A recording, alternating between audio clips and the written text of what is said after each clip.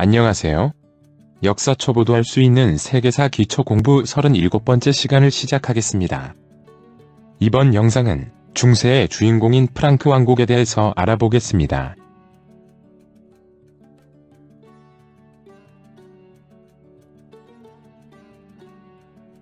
이번 시간의 핵심 개념은 프랑크 왕국이 중세의 주인공이 된 이유와 카롤루스 대제의 서로마 황제 대관 의미입니다. 지난 영상에서는 서양 중세의 시작을 열어가는 게르만족에 대해서 알아보았습니다. 발트의 연안 지대를 원거주지로 하여 수렵과 목축 생활을 하던 게르만족이 늘어나는 인구를 먹여 살릴 수 있는 농경지를 찾아 점점 남쪽으로 이동해 가고 있었는데, 동쪽에서 이동해온 훈족의 압박을 계기로 4세기 후반부터 부족 단위의 큰 규모로 대대적인 이동을 하게 되었고, 게르만족을 막아낼 힘이 없어진 쇠약해진 로마 영내로 이동해 들어와서 수많은 게르만 왕국을 건설하였으며, 이 게르만족 대이동의 가장 중요한 결과는 서로마 제국이 멸망함으로써 지중해를 중심으로 하는 서양고대 역사가 종말을 고하고 북서유럽을 중심으로 하는 새로운 시대, 중세가 시작된다고 했습니다. 이번 영상은 중세의 주인공이 되는 프랑크 왕국에 대해서 알아볼 텐데요. 지난 영상에서 많은 프랑크족들이 게르만 대이동 전에 이미 로마의 북쪽 국경지대인 갈리아 지방에 정착해서 로마의 용병이나 소작인으로 생활하고 있다가 5세기를 전후하여 라인강을 건너 대거 로마 영내로 이동해오면서 프랑크족 출신으로 로마령 갈리아의 로마군 지휘관으로 활약하던 킬데리크 1세의 아들인 클로비스에 의해 메로베우스 왕조, 즉 메로빙거 왕조가 시작되었으며, 클로비스는 로마 가톨릭을 받아들이면서 본격적인 중세 서유럽의 역사가 시작된다는 내용까지 학습하셨습니다. 그런데 게르만의 수많은 부족 중에는 이베리아 반도 전역의 세력을 확대하여 476년 서로마 제국이 멸망한 이후에 서유럽에서 가장 강력한 국가가 될 정도로 번영했다는 서고트족도 있었고, 이탈리아에 자리잡았던 동고트족과 북아프리카에 자리잡고 로마를 약탈하기도 했던 반달족, 그리고 영국이 자리잡은 앵글족과 색슨족 등도 있는데, 왜 중세의 주인공은 프랑크족이 되었을까요? 그것이 이번 영상의 핵심 내용입니다. 프랑크족의 기원에 대해서는 다양한 학설이 존재하는데, 프랑크라는 말의 어원도 여러 뜻을 지니고 있고, 프랑크인을 나타내는 프랑키라는 말도 한 부족의 이름이 아니라 라인강 근처에 살고 있는 여러 게르만 부족을 가리키는 것이라고 하며, 프랑크인들의 기원을 에게 문명의 하나인 트로이로 생각하여 트로이가 멸망한 후에 마케도니아 지역으로 이주했다는 등 여러 기록들이 있지만 사실 내용은 불분명합니다. 수많은 게르만족들이 이동해간 곳은 고대 문화를 이끌어가던 로마 제국의 영내였습니다. 로마는 쇠퇴해가는 나라여서 게르만족이 이주해오는 것을 막을 수 없었고, 게르만족은 강한 군사력을 내세워 쇠약한 로마를 쳐들어가서 로마인들을 학살하고 약탈하기도 하면서 로마 영내에 자리를 잡고 살게 되었지만, 일단 로마 내에 정착하여 로마와 게르만족 간의 평화가 유지되고 난 다음부터는 여러 면에서 자신들보다 선진적인 로마의 문화를 수용해가게 됩니다. 처음에는 군사력을 내세워 로마를 점령했지만, 시간이 지나면서 이동해온 게르만족의 인구수도 원래 살고 있던 로마인들에 비해 적었을 뿐만 아니라 게르만보다 로마가 경제적인 수준이나 문화적인 면에서 차이가 많이 났기 때문에 여러 면에서 부족한 게르만족들은 자신들의 원래 문화를 버리고 수준 높은 로마 문화를 받아들이게 되었고, 그 결과 게르만 문화는 로마 문화 속에 동화되어 사라져버리게 됩니다. 즉, 수많은 게르만족들이 로마 제국 영내로 이동해 들어왔는데, 비록 야만적이지만 게르만족만의 독특하면서 강건한 기풍들은 사라져버리고 로마 문화에 동화되어 버리면서 자신들의 정체성을 상실하여 역사의 주된 흐름에서 중요한 역할을 이어가지 못하게 됩니다. 반면에 게르만족의 정체성을 계속해서 지켜가면서 이전의 고대와 다른 새로운 중세만의 독특한 문화를 만들어낸 게르만 부족이 바로 이번 영상의 주인공인 프랑크족입니다. 이 프랑크족이 세운 프랑크 왕국이 오늘날의 독일, 프랑스, 이탈리아의 기원이 되어 중세를 이끌어 나가게 되는데, 그럼 여기서 당연히 생겨나는 의문은 왜 프랑크족만이 로마 문화에 동화되지 않고 그들만의 정체성과 생명력을 지킬 수 있었는지일 것입니다. 그것은 세 가지 정도로 요약할 수 있는데요. 첫 번째는 프랑크족의 이동거리가 짧다는 것입니다. 프랑크족은 게르만 대이동전에 이미 많은 프랑크족들이 로마의 북쪽 국경지대인 갈리아 지방에 자리 잡고 있었고 5세기를 전후해서 라인강을 건너 대거 로마 영내로 이동해오게 되었다고 했습니다. 즉, 자신들이 원래 자리 잡고 있던 라인강 하류 지역을 그대로 지닌 채로 부족의 세력권을 갈리아 지방을 포함한 로마 영내로 확대했다고 볼 수 있습니다. 따라서 다른 게르만족과는 달리 부족 이동에 따른 세력 약화 등이 적었던 편이고 그 결과 자신들의 정체성도 유지할 수 있었다고 볼 수 있습니다.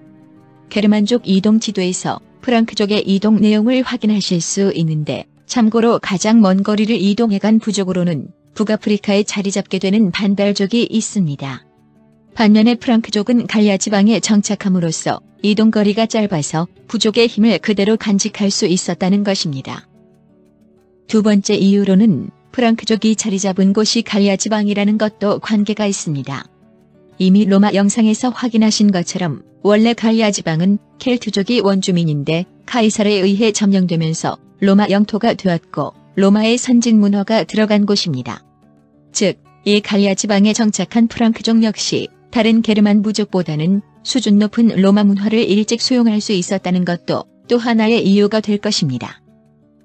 그러나 프랑크족이 중세 서유럽의 주인공이 될 수 있었던 가장 큰 이유를 역사학자들은 종교적인 이유 즉 로마 가톨릭 개종으로 보고 있습니다.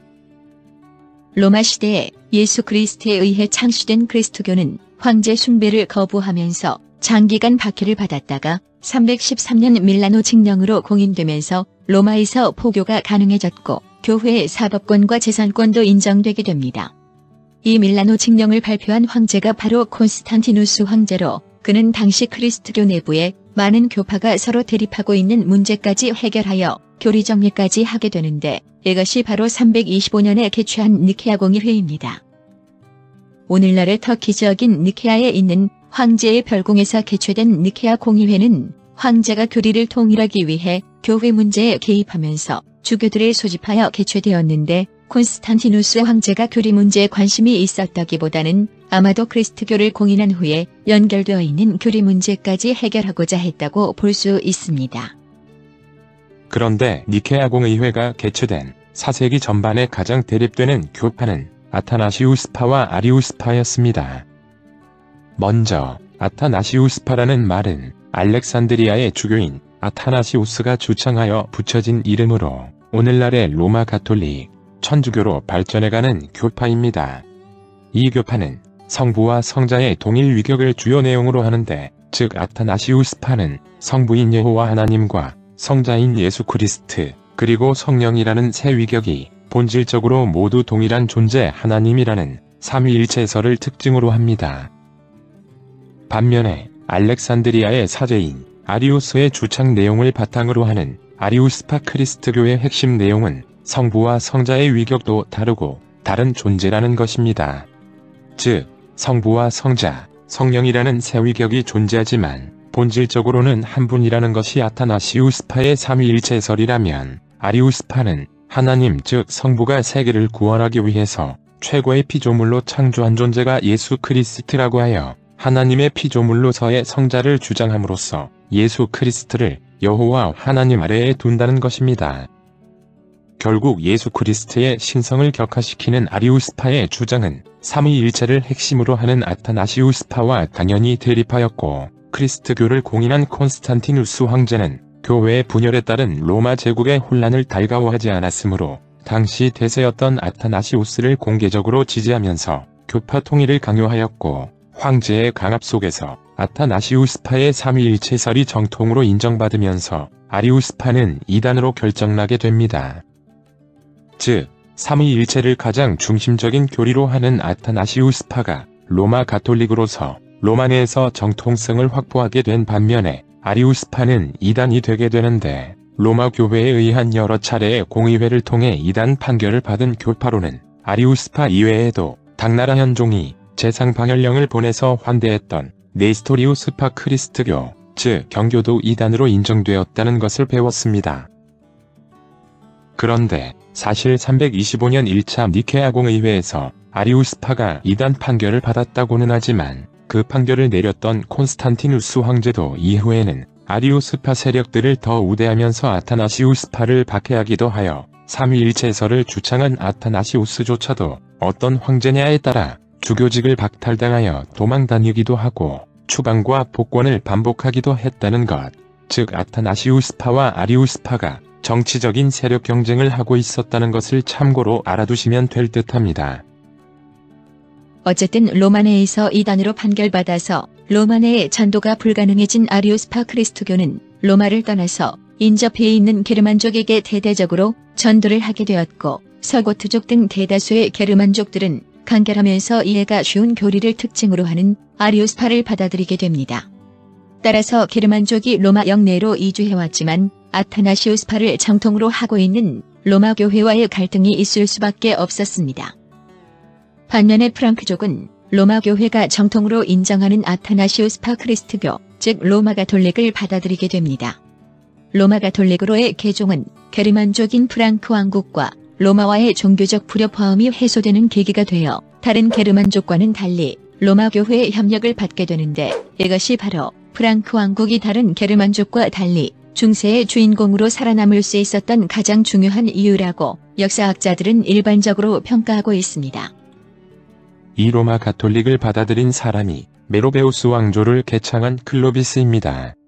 참고로 클로비스가 481년에 프랑크 왕국의 첫 번째 왕조인 메로베우스, 즉 메로빙거 왕조를 개창하게 되는데 메로베우스라는 말은 클로비스의 할아버지 이름으로 소로마 제국에서 용병 생활을 하다가 로마군 사령관에 임명되기도 했던 인물인데 이 사람의 이름을 따서 메로베우스 왕조라고 부르며 메로베우스의 손자인 클로비스 1세 때 왕조의 기초가 확립되게 됩니다.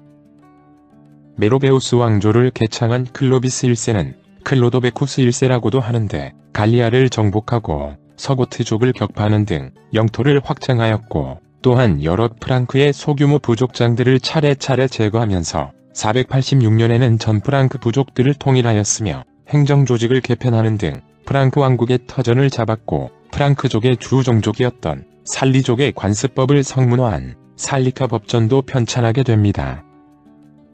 후대에 큰 영향을 주게 된 살리카법은 여성의 왕위 계승을 금지하는 내용이 핵심으로 법 제정 후 얼마 지나지 않아서 프랑크 왕국에서도 무시되고 있었는데 긴 시간이 지난 14세기 초에 프랑스 왕 루이 10세가 아들이 없이 죽자 동생 필리프 6세가 루이 10세의 딸 호아나잇의 대신에 왕위에 오르기 위한 근거로 살리카법을 찾아내게 되면서 사문화되어 있던 살리카법은 유럽 여러 나라의 왕위 계승에 큰 영향을 주게 되었고 이후 영국과 프랑스 사이에 벌어지는 백년 전쟁이나 오스트리아 마리아 테레지아의 왕위 계승 문제와도 연결되게 되는데 이 내용은 절대주의 시대에서 다시 학습하겠습니다.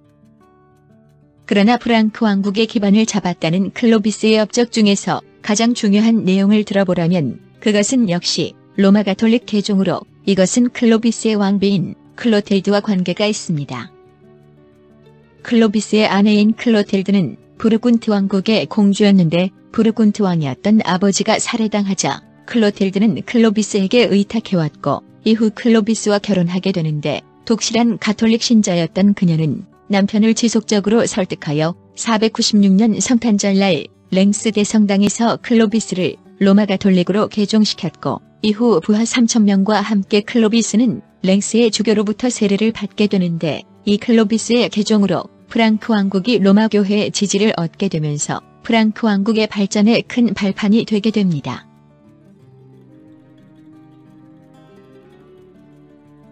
이후 511년에 클로비스가 죽게 되자 프랑크 왕국은 4명의 아들들에게 분할 상속되었는데 이것은 프랑크족 고유의 재산균분 상속 원칙 때문이었습니다. 이것은 왕이 사망한 후에 재산은 자식에게 균등하게 분할 상속한다는 것과 왕위도 공동으로 물려받게 한다는 것이 내용인데 이 원칙으로 인해 프랑크 왕국은 항상 분열과 통합의 혼란에 빠지게 됩니다. 결국 클로비스의 영토는 분할되어 4개의 분국이 생겨나고 그 아들들 간의 끊임없는 경쟁으로 왕권이 약화되자 대토지를 소유하고 있던 귀족 세력이 커지면서 귀족 가문의 대표가 각 분국의 궁제가 되어 왕권을 대신하여 실권을 장악하게 됩니다. 여기서 궁제란 집안의 관리자라는 뜻으로 프랑크 왕국의 재상을 지칭하게 되는데 왕권이 약화되면서 궁제가 국왕의 섭정을 맡기도 하고 궁정관리, 인사권과 군대 지휘권까지 장악하게 됩니다.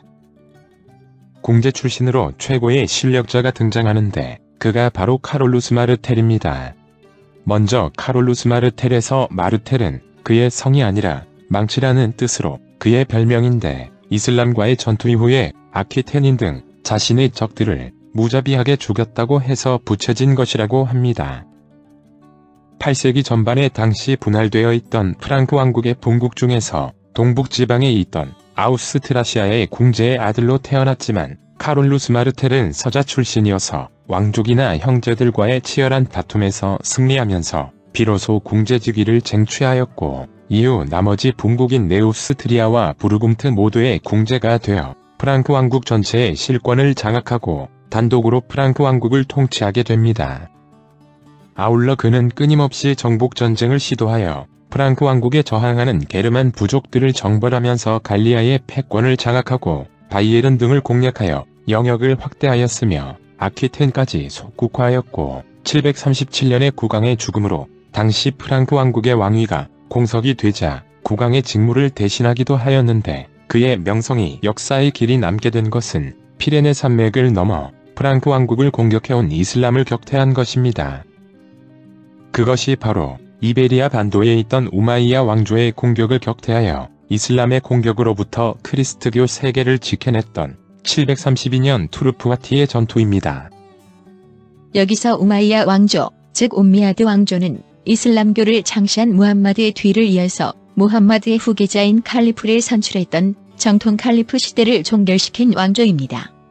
4대 칼리프 알리를 죽이고 시리아 총독 무아야가 칼리프가 되어 칼리프 지위를 무아야 집안에서 세습해가는 이슬람 왕조를 열었으며 8세기에는 아라비아 반도를 중심으로 동쪽으로 인더스강, 서쪽으로는 이베리아 반도와 북아프리카까지 세력을 펼쳐서 아시아와 유럽, 아프리카에 걸친 세계 제국을 건설하면서 이슬람 제국 최대 영토를 차지했던 왕조입니다.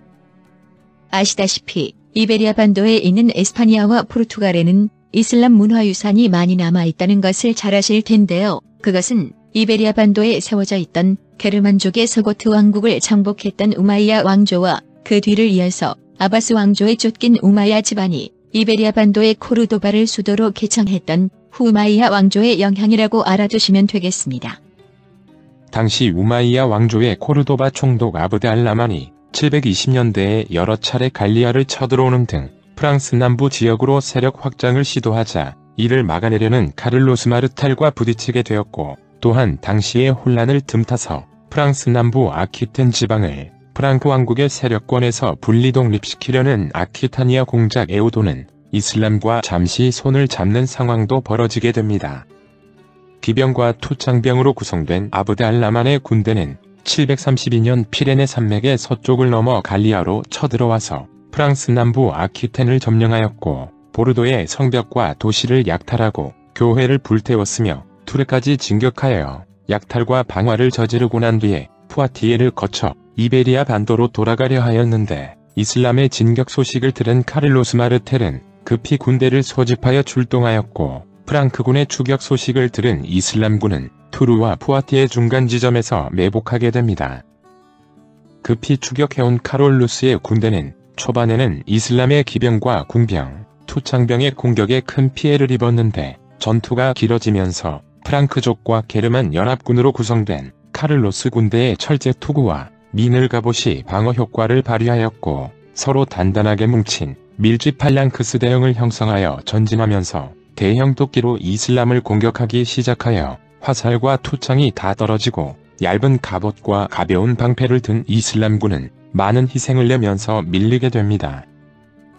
즉, 아브드 알라만은 전통적인 이슬람의 기병 등을 활용하여 빠른 돌격을 여러 차례 시도하였으나 보병 중심의 카롤루스 군대는 팔랑크스 대형을 취하면서 이슬람의 기병 공격을 잘 막아내었고 이후 카롤루스 마르텔이 보낸 정찰병이 이슬람 측 노예를 풀어주면서 보급선까지 공격하자 이슬람군은 후퇴를 결정하게 되는데 이슬람의 최고 지휘관 아바드 알라만은 퇴각하다가 프랑크군에 포위당해 죽게 됩니다.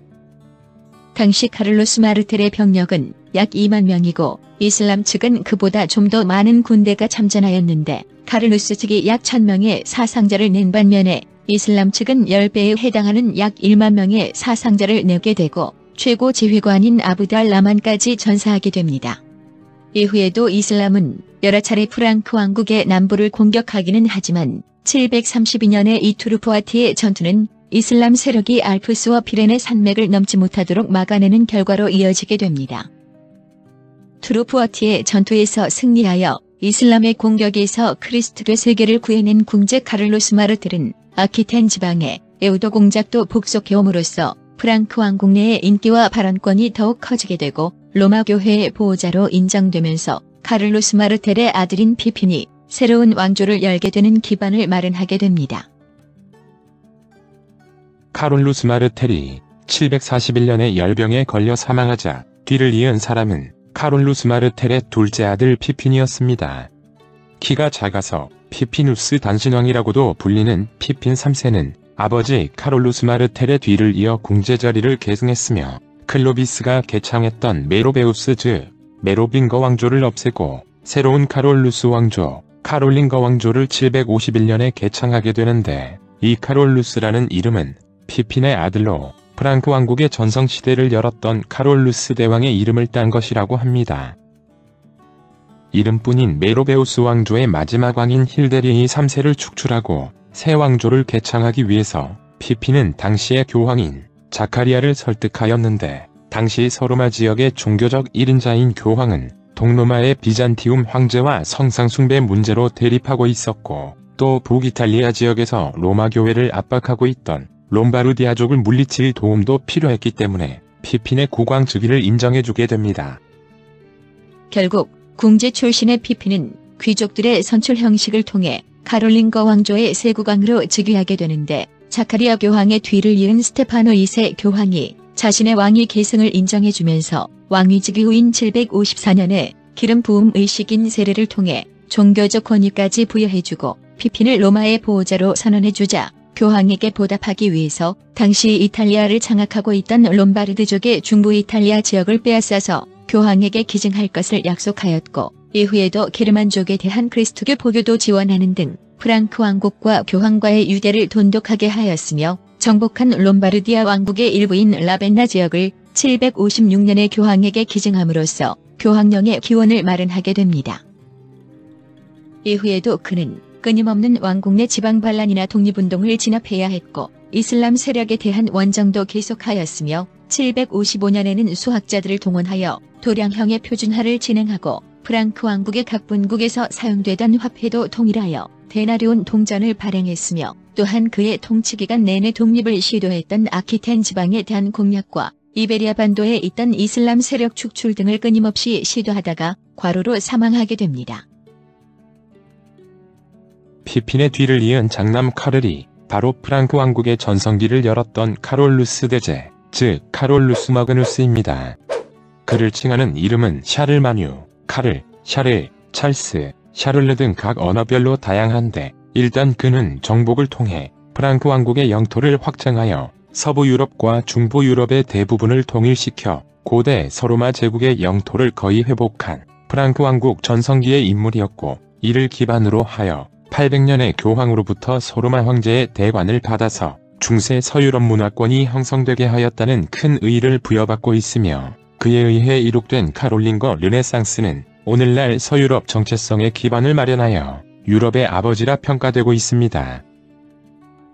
피핀의 장남으로 카롤링거 왕조의 두 번째 통치자가 된 카롤루스는 즉위 초에 분리 독립을 시도하는 아키텐 지역의 반란을 진압하면서 갈리아 지방과 이베리아 반도, 즉 히스파니아의 게르만족 반란도 무자비하게 진압했으며 북이탈리아의 롬바르드 왕국을 멸망시키고 이베리아 반도의 이슬람과 독일 북서부 지역과 베스트팔렌 지방에 있던 작센족을 여러 차례 원정하여 격퇴시키는 등 40여 년 재위기간 동안 끝없는 정복 사업으로 서유럽의 정치적 통일을 달성하게 됩니다. 또한 정복한 넓은 영토를 다스리기 위해 중앙에서 지방으로 관리를 파견하였고 지방에 대한 통제를 통해서 중앙 집권화를 시도하면서도 지방 각 부족의 독립성을 인정해주면서 봉건제를 적극 활용하여 중세 서유럽 봉건 국가가 발전하는 토대도 마련하게 되었으며 점령지에서 로마 가톨릭으로의 개종도 확대시켜 종교적인 통일을 이루고자 했습니다. 이처럼 카롤루스가 끊임없이 영토를 확장하여 고대 서로마 제국의 영토와 비슷한 정도의 국토를 가지게 되었으나 그는 여전히 게르만족 국가인 프랑크 왕국의 왕일 뿐이었는데 상황이 달라지게 됩니다. 799년에 당시 교황인 레오 3세가 반대파의 습격과 폭행을 당해서 카롤루스에게 피신해오자 카롤루스는 교황을 보호하면서 교황에 대한 지원을 약속하였고 직접 군대를 끌고 로마로 진입한 카를로스는 교황의 반대파를 처형시키는 등 교황을 보호해주게 됩니다.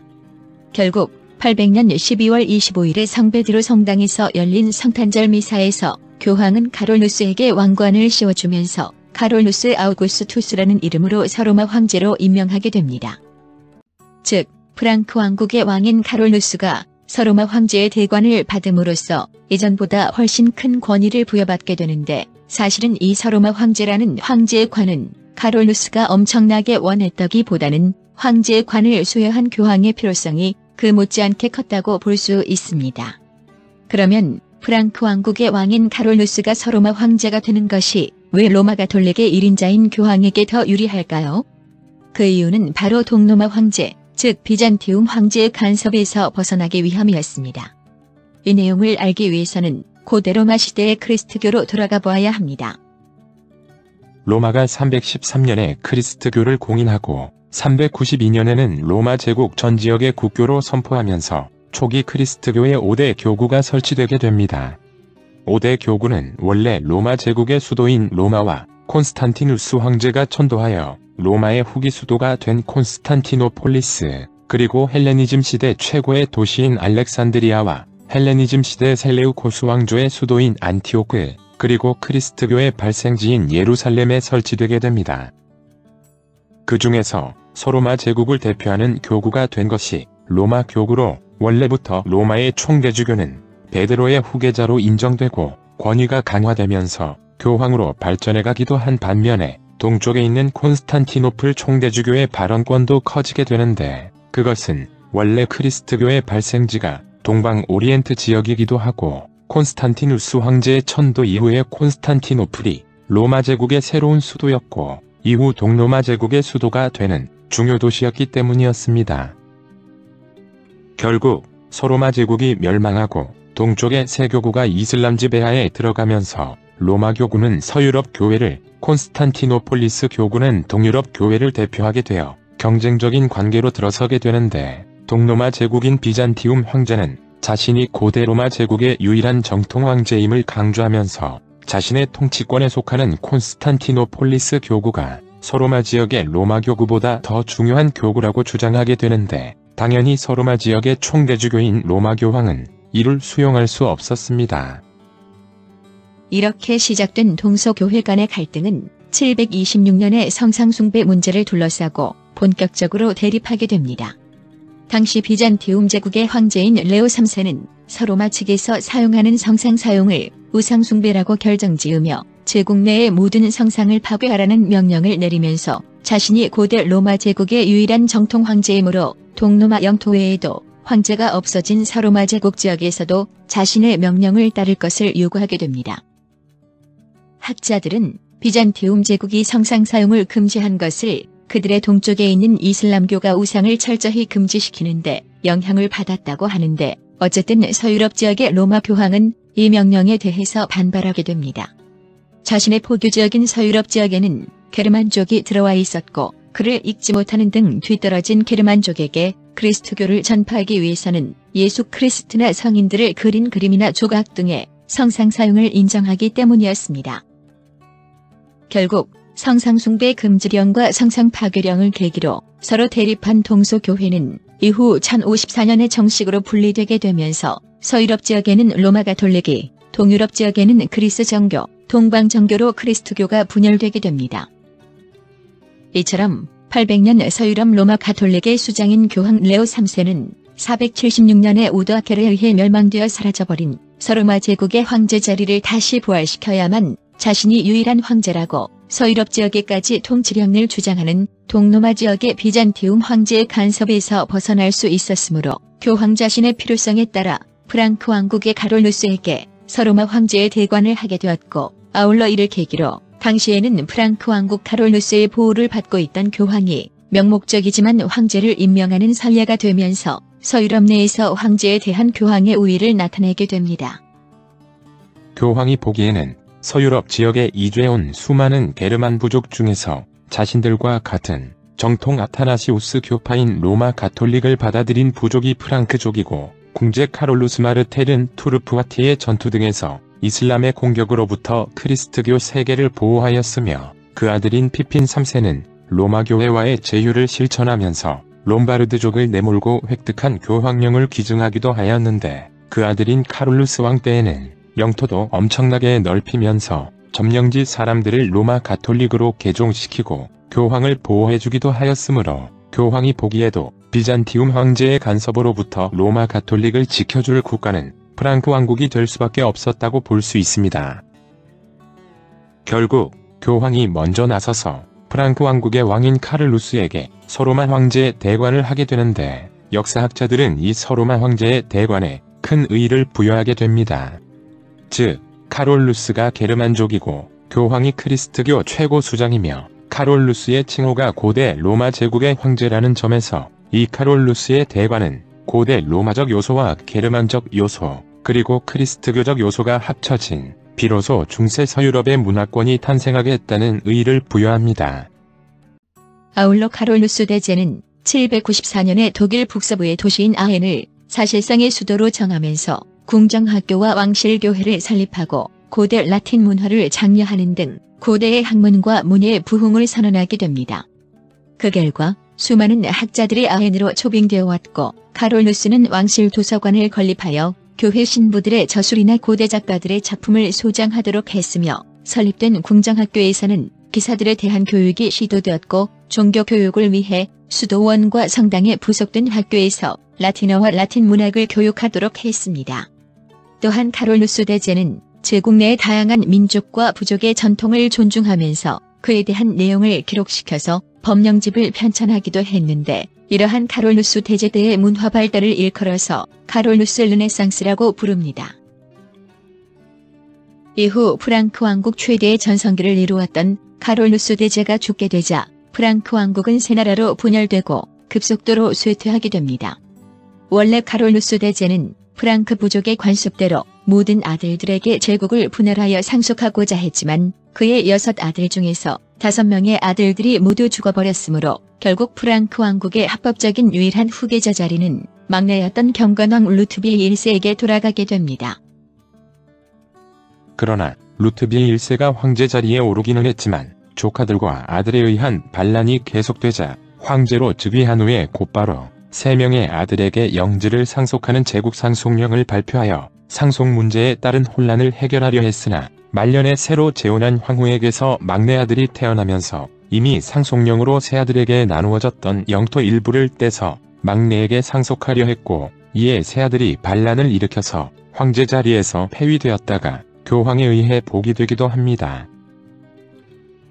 이처럼 아들의 반란과 당시 바이킹의 침공에 따른 혼란 속에서 루트비에 1세는 죽음을 맞게 되는데 황제위를 물려받은 장남 로타르 1세가 아버지가 발표했던 제국의 분할 상속령을 무효로 선언하고 단독으로 제국 통치를 시도하다가 두 동생의 반발로 3년간의 내전이 일어나게 되었으며 결국 843년에 로타르 1세가 두 동생에게 굴복하여 체결한 조약이 프랑크 왕국이 분열되게 되는 베르됴 조약입니다.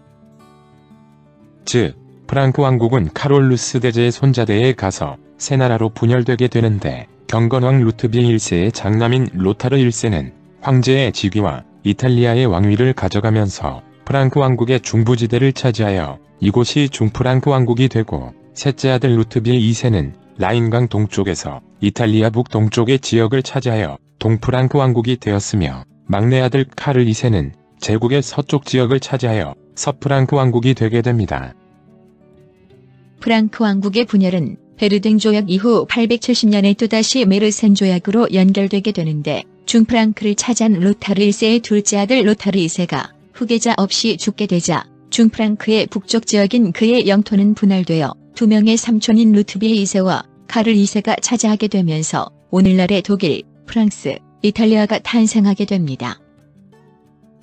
즉 카롤루스 대제가 크게 확장시켰던 프랑크 왕국의 영토는 자손들에게 상속되면서 분할되었다가 합쳐지는 등 상당히 복잡하게 진행되는데, 이것은 프랑크족의 전통적인 분할 상속법이 그 원인이 된다는 것과 결국 프랑크 왕국은 베르댕 조약과 메르센 조약을 거치면서 세 개로 분할되어 독일, 프랑스, 이탈리아가 탄생하게 된다는 것 정도만 기억하시면 되겠습니다. 이번 프랑크 왕국의 발전 영상을 요약해보자면, 로마 영내로 이주해온 다른 게르만 부족들이 로마 문화에 동화되면서 사라져버렸지만 프랑크족은 중세의 주인공으로 새 시대를 이끌어가게 되는데, 가장 중요한 이유는 삼위일체를 특징으로 하는 로마 가톨릭으로의 개종이며, 메로베우스 왕조를 개창하고 로마 가톨릭으로 개종했던 인물이 클로비스입니다.